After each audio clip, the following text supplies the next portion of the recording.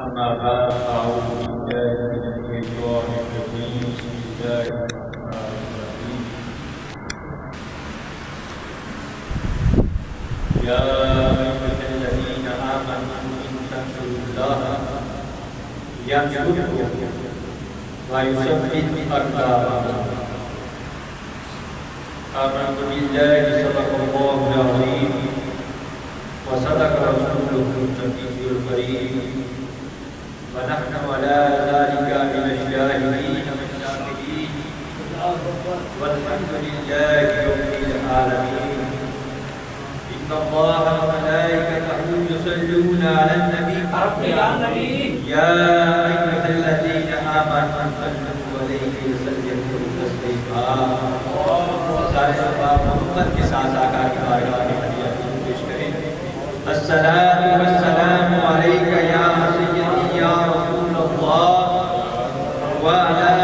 آلک وصحبک یا رحمۃ للعالمین الصلاۃ والسلام علیک یا سیدی یا رسول اللہ وعلی آلک وصحبک یا رحمۃ للعالمین اللہ رب العزت کی جو خلاف بارگاہ سرور کونین صلی اللہ علیہ وسلم ہدیہ پیش کرنے کے بعد الحمدللہ کہے ہوئے مالک کریم کا کہ جس مالک نے رمضان مبارک کے اس آخری عشرے اور رمضان مبارک کی آج بھی ہفتہ وار آخری محنت ہم سب کو آنی رمضان مبارک کا مہینہ رحمت و بھرا اس ماہ مقدس میں ہر وقت اللہ کی رحمت کا دعا کرتا ہے اس کے کرم کی بارش چھم چھم ہوا کرتی ہے یہ ساتیں جب رمضان بیت جائے گا دوستان محترم یہ وہ عظیم مہینہ تھا جو ہم سے الوداع ہو رہا ہے ہمارے بھائی الوداعی کلام پیش کروا رہے ہیں اللہ رب العزت کی وجود دعا ہے کہ خالق کائنات رمضان مبارک کی آخری ساتوں میں آخری گھڑیوں میں ہم سب کو اپنے گناہوں کی معافی نصیب فرمائے اور اللہ کے حضور اپنی جبینیں رکھ کر چند قطرے آنسو بہانے کی نصیب فرمائے ہو سکتا ہے رمضان کی آخری گھڑیوں میں ہمارے چند آنسو ہماری نجات کا سامان بن جائے دوستان محترم قرآن مجید فرقان حمید کی آیت مبارکہ جو میں نے تلاوت کی سورہ محمد کی آیت نمبر 7 اس سورت کا نام بھی سورہ محمد ہے اور جو آیت میں نے تلاوت کی اس کا ذکر بھی دین مصطفی سے ہے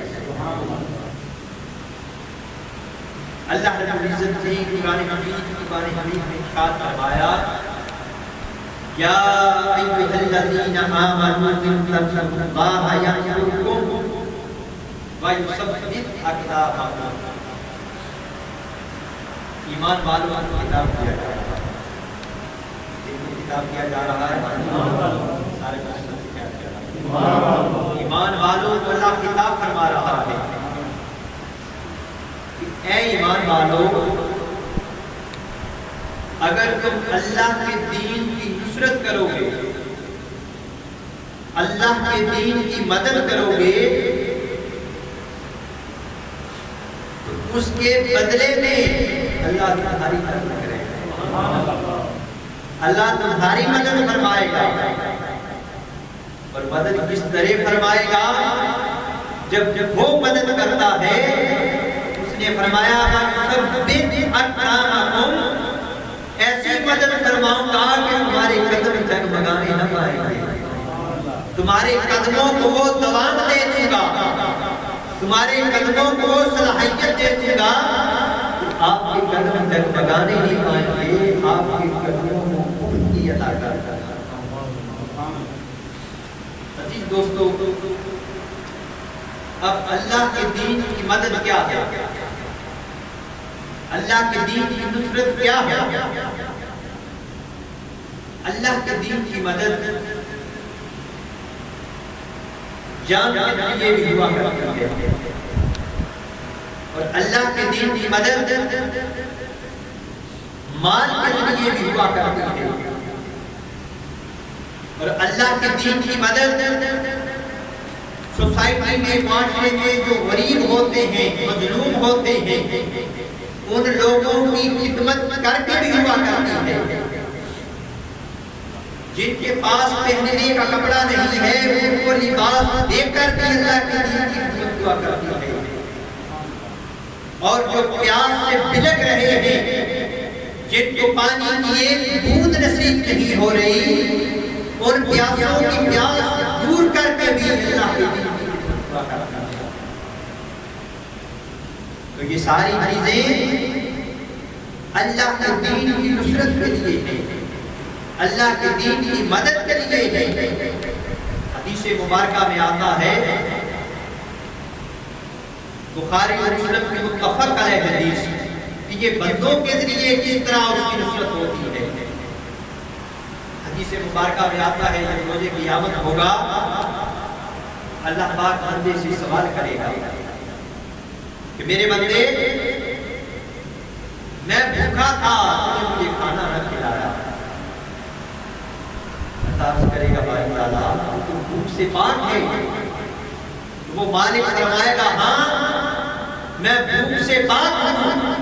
مگر میرے فلاں بندے تیرے گرد و نواح میں بھوکے تھے، میرے فلاں بندے تیرے پڑوس میں بھوکے تھے، تیری سوسائٹی اور تیرے معاشرے میں بھوکے تھے، تو اگر ان کو کھانا کھلا دیتا تو میں تیرے اجر میں لکھ دیتا۔ اللہ پاک پھر فرمائے گا، بندے میں پیاسا تھا، تو نے مجھے پانی نہ پلایا۔ اللہ کرے گا، باری تعالیٰ تو تو پیاس سے پاک ہے۔ اللہ پاک فرمائے گا کہ میرے فلاں بندے جو پیاس سے بلک رہے تھے، تو اگر ان کو پانی پلا دیتا تو میں تیرے نامہ اعمال میں، تیرے اجر میں یہ لکھ دیتا ہے، اس طرح میری خدمت کی، مجھے پانی پلایا۔ اللہ کریم نے جو چیزیں بیان فرمائی، کسی کو لباس دے دیتا تو سمجھتا کہ تو نے مجھے لباس دیا ہے، میری نامہ اعمال میں اس کا اجر لکھ دیا۔ دوستان محترم، پتہ چلا کہ اللہ کے دین کی خدمت صرف مال کے ذریعے نہیں ہوتی، صرف جان کے ذریعے نہیں ہوتی، بلکہ اللہ کی دین کی نصرت جو ہوتی ہے، اس کا مفہوم بہت وسیع ہے، جو حدیث مبارکہ سے ثابت ہے۔ اللہ کریم اپنے بندوں کے لیے، اپنی مظلوم بندوں کے لیے جس قدر رحمان ہے، وہ چاہتا ہے کہ میرے باقی بندے بھی اسی کرم کے ساتھ جتنی استطاعت رکھتے ہیں، جتنی حیثیت رکھتے ہیں، میرے ان بندوں کی خدمت کریں گے، اس چیز سے، معاشرے سے، سوسائٹی سے کا خاتمہ ہو جائے گا۔ جب یہ کریں گے تو میں ان کے نامہ اعمال میں بھی اجر لکھ دوں گا۔ دوستان محترم، یہ وہ عظیم جہاد ہے جو انسان اللہ کی رضا کے لیے کرتا ہے۔ جہاد صرف تلوار لے کر جنگ کرنا نہیں ہے، بلکہ اللہ کے دین کی نصرت کے لیے وہ کام کرنا، یہ ساری چیزیں جہاد میں آتی ہیں۔ حدیث مبارکہ میں آتا ہے، حضرت ابو موسیٰ اشعری رضی اللہ تعالیٰ عنہ، آقا کریم علیہ السلام کے بڑے پیارے صحابی، روایت کرتے ہیں کہ ایک شخص بارگاہ حضرت صلی اللہ علیہ وسلم میں حاضر ہوا، حاضر ہو کر عرض گزار ہوا، یا رسول اللہ صلی اللہ علیہ وسلم، آقا کوئی شخص تو مال غنیمت کے لیے لڑتا ہے، جہاد کرتا ہے، اور کوئی شخص اپنی نام بری کے لیے لڑتا ہے،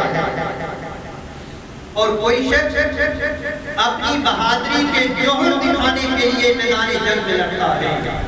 یا رسول اللہ، ارشاد فرمائیں کہ اللہ کی راہ میں لڑنے والا کون ہے؟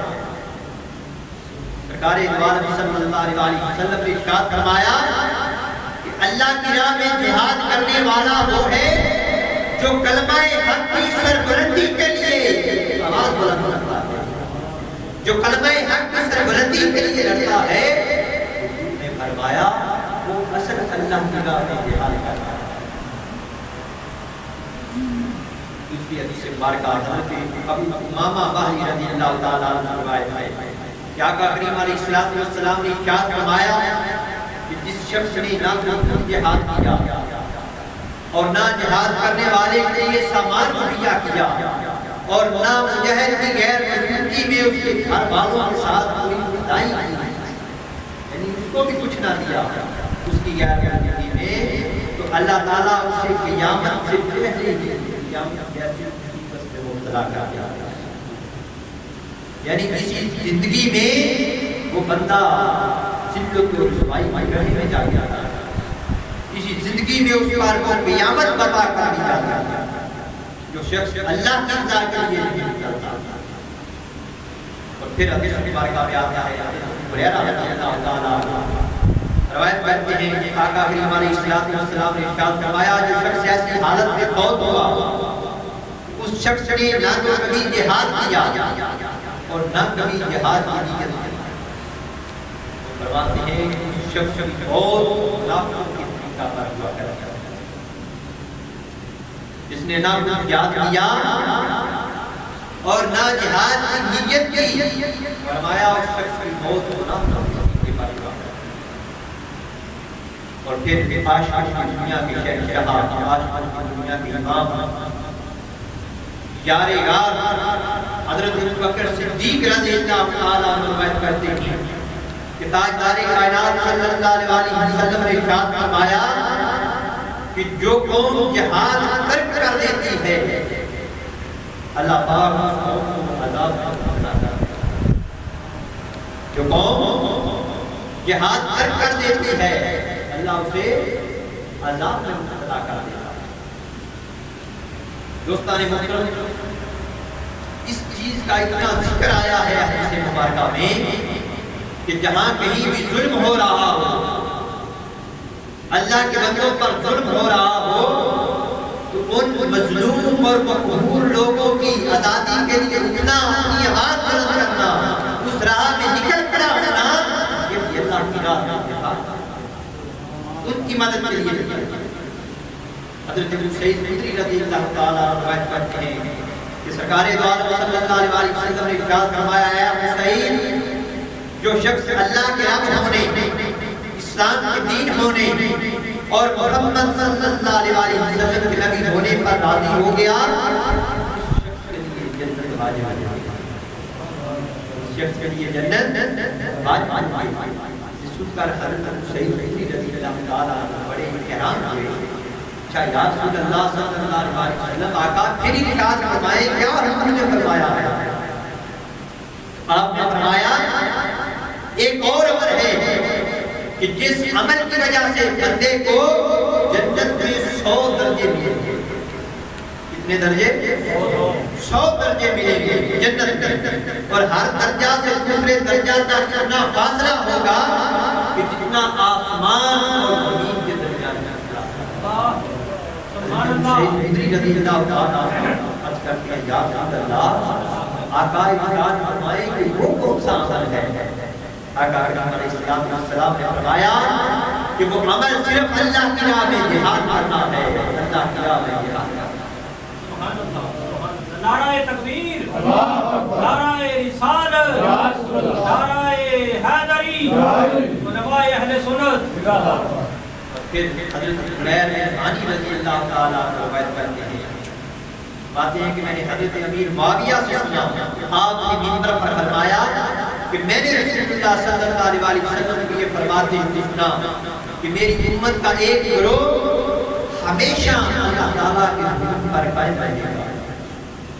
اور ان کا ساتھ چھوڑنے والے یا ان کی مخالفت کرنے والے ان کا کچھ بگاڑ نہ سکیں گے، یہاں تک کہ اللہ کا حکم مان کر کے قیامت برپا ہو جائے، اور وہ لوگوں پر غالب رہنے والے ہیں۔ اور فرمایا کہ خدا کے احکام کی پابندی کرنے والے لوگ ہی ہمیشہ کامیاب رہتے ہیں، اور کوئی مخالف ان کا کچھ بگاڑ نہیں سکتا۔ یعنی کہ ہر دور میں، ہر زمانے میں ایک ایسا گروہ، ایک ایسی جماعت ہوتی ہے جو اللہ کے دین کی نصرت کے لیے آواز بلند کرتی ہے، جو اللہ کے دین کی سربلندی کے لیے میدان جہاد میں اترتی ہے، مخالفتوں کے باوجود وہ اپنے رب کو راضی کرنے کے لیے اس میدان جہاد میں اترتے ہیں۔ حضرت سیدنا ابو بکر صدیق رضی اللہ تعالیٰ عنہ روایت کرتے ہیں کہ میں نے آقا دو جہاں صلی اللہ علیہ وسلم سے سنا کہ جب لوگ ظالم کو ظلم کرتے ہوئے دیکھیں، جب لوگ ظالم کو ظلم کرتے ہوئے دیکھیں اور اسے ظلم کرنے سے نہ روکیں، اللہ تعالیٰ ان سب کو عذاب کا مبتلا کرتا ہے۔ اللہ پاک ان سب کو، یعنی جب ظلم ہو رہا ہو اور ظلم کی حد ہو جائے اور لوگ دیکھ رہے ہیں، ان ظالموں کو نہ روکیں، تو فرمایا کہ اللہ پاک ان ظلم کرنے والوں پر تو اپنا عذاب کرتا ہی ہے، مگر جو لوگ دیکھ رہے ہوتے ہیں وہ ظلم کے خلاف آواز نہیں اٹھاتے، اللہ پاک ان کو بھی اپنے عذاب میں مبتلا کرتے ہیں۔ دوستان محترم، آج کے دور میں، آج اس وقت یہی وہ آواز ہے کہ جو آج حضور شیخ الاسلام نے اٹھائی ہے۔ آپ جب امت مسلمان پر یہ ظلم ہوتے ہر روز دیکھتے ہیں، ہر روز اگلے سے بڑھ کر ظلم ہو رہا ہے اور قرون کی ہولی کھیلی جا رہی ہے، ماؤں کے بیٹے ذبح ہو رہے ہیں مگر انصاف ملنے والا نہیں ہے، لوگ عدالتوں میں دھکے کھا رہے ہیں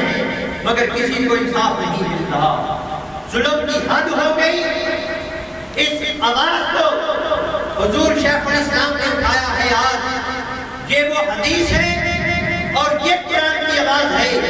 کہ جس پر آپ نے لبیک کہتے ہوئے اس آواز کو بلند کیا اور اللہ کے قرآن سے وفا کا وعدہ دیا کہ اے رب ذوالجلال، جب تک ہماری سانسیں چلتی رہے گی، جب تک ہمارے اندر تیری روح چلتی رہے گی، ہم جو شخص دنیا میں ظلم کرے گا ہم اس ظلم کے خلاف اپنی آواز کو اٹھائیں گے اور وہ ظالم کا ہاتھ روکیں گے، جو ظلم کرے گا ہم ظلم کے خلاف برسر اقتدار پائیں گے۔ دوستان محترم، یہ وہ آواز ہے کہ جو آج حضور شیخ الاسلام نے آواز اٹھائی ہے، اور آج اگر یہ قوم دین سربلندی کے لیے، دین کی سربلندی کے لیے نہ اٹھی اور دین کی قدروں کو بحال کرنے کے لیے نہ اٹھی اور ظلم کے نظام کا خاتمہ کرنے کے لیے نہ اٹھی، تو پھر تمہاری داستان تک نہ ہوگی داستانوں میں۔ اگر آج بھی اس قوم نے ہوش کے داخل نہ لیے تو پھر تمہاری داستان تک نہ ہوگی داستانوں میں۔ حاضرین محترم، آج اگر یہ قوم ڈاکٹر طاہر القادری کی آواز پر نہ اٹھی تو پھر یاد رکھیں خدا کی قسم، صدیاں بیت جائیں گی، زمانے بیت جائیں گے، مگر اس جرم کے ساتھ باطل کی آنکھ میں آنکھ ڈال کر بات کرنے والا ہی نہ آئے گا۔ انہیں حق ہے ولی طاہر القادری، انہیں حق ہے ولی طاہر القادری، جرأت اور بھیدی طاہر القادری۔ اس جرأت کے ساتھ باطل کی آنکھ میں آنکھ ڈال کر بات کرنے والا کوئی نہ آئے گا، اور اس جرأت کے ساتھ قرآن کا پیغام سنانے والا کوئی نہ آئے گا۔ یہ بات میں اس لیے